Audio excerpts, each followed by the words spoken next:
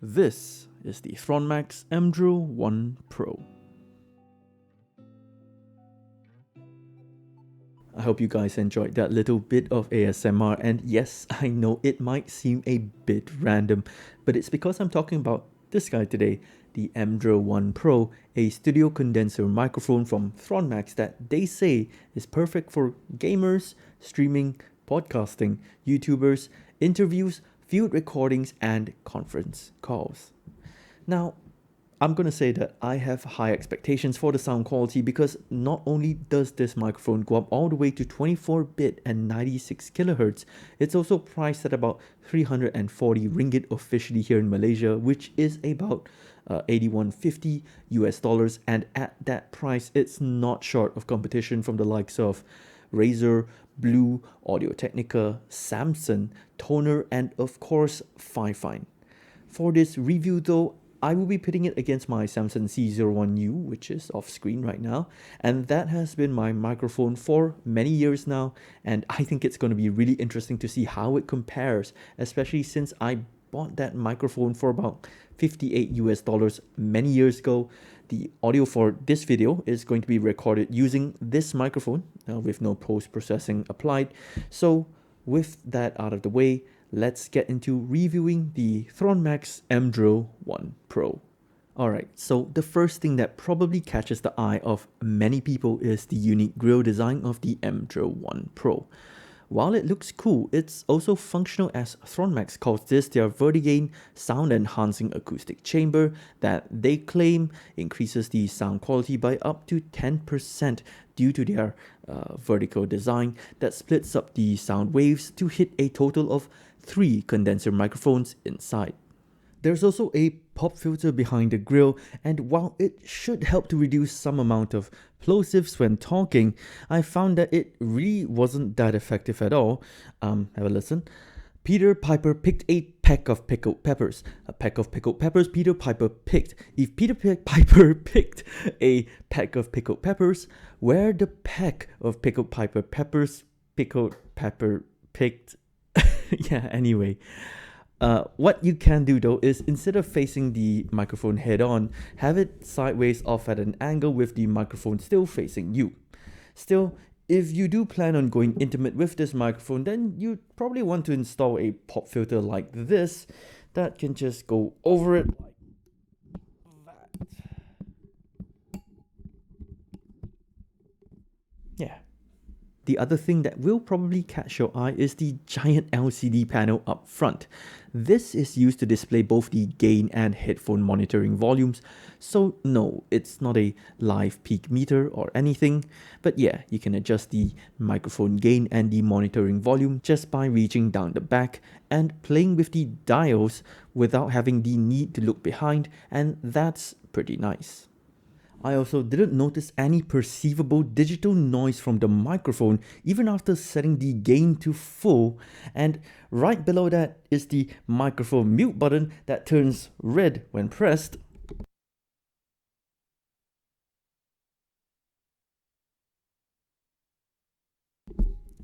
Which is a nice indicator to let you know that the microphone is muted. And finally, at the bottom of the microphone, we see the 3.5mm headphone jack for headphone monitoring, a USB Type-C port to connect to your PC. Thronmax provides a right-angled Type-C cable as well, which is really nice. And a 5/8" thread for mounting on any microphone stands, with an even smaller 1/4" thread inside, though I found it just a little bit too deep to be useful. Speaking of mounting, you're going to want to make sure that whatever you're mounting it onto is small enough so that there's enough clearance for both the USB cable and the monitoring jack. If not, you're just gonna block the both of them, and that is obviously going to be problematic.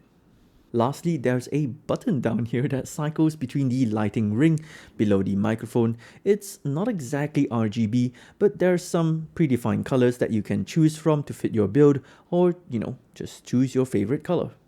We move on to the stand of the microphone itself, and while it is sufficient at keeping the microphone propped up and angled just the way you'd like it, it doesn't do a very good job at isolating the microphone from any of the noises that you may make on the table. Like this, you can probably hear that. So it's something that you should keep in mind. If it bothers you, then you might want to consider getting a shock mount for it. Overall build quality is alright. It only comes in this shade of black. The microphone itself does look like it's made of metal, but some parts of it feel like plastic, so I'm not quite sure. But yeah, compared to a metal body like that of my Samson C01U, it definitely feels a bit cheaper when handling it. Finally, we get to the microphone quality test, and what you've been listening to so far has been the cardioid mode, which is suitable for one-person videos like these, or if you're podcasting or streaming by yourself. Now, this is stereo mode, which is good if you need stereo separation, unlike the mono sound of cardioid, or recording maybe with instruments and you generally want to try and have all these sounds distinct from one another. Okay. This is bidirectional, which is maybe useful for if you're interviewing someone or doing a two-man podcast where you're sitting right opposite each other with this microphone right in the center, as it should pick up both of your voices pretty well. This is omnidirectional, the last one, that picks up sound from all around you. So it's great if you're placing this in the center of the room and just moving around, but it also naturally, of course, picks up the most noise as well. We move back to cardioid mode when we press the button again, and this is what I think most people will be using when they use this microphone. Now, as a comparison, here's how I sound like on my Samson C01U, which only has one pickup pattern of hypercardioid. But let me know what you guys think of the sound quality. Which microphone do you prefer? I can definitely tell that the Mdrill One Pro picks up much less background noise versus the C01U, where there's definitely a bit of digital noise on the Samson that isn't present on the Thronmax. But conversely, I kind of like the pickup on the Samson, as it captures the highs really well.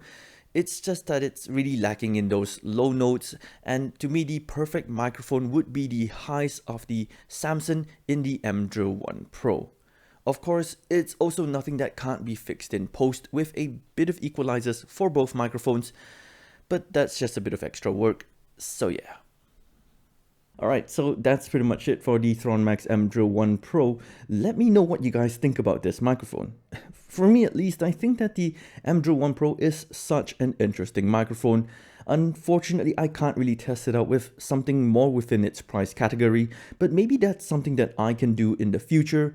But you know what? Even if it's not hyper competitive in terms of pricing, I still think that it's plenty capable as a studio condenser microphone. So I think that anyone who is looking for a good microphone should maybe look at having this guy in your shortlist. Anyway, that's pretty much it for this video. Do the usual YouTube thing of liking, subscribing, dropping comments, and staying notified with the bell icon. My name is Yang, the Tech Rodent, and I will catch you guys in the next video.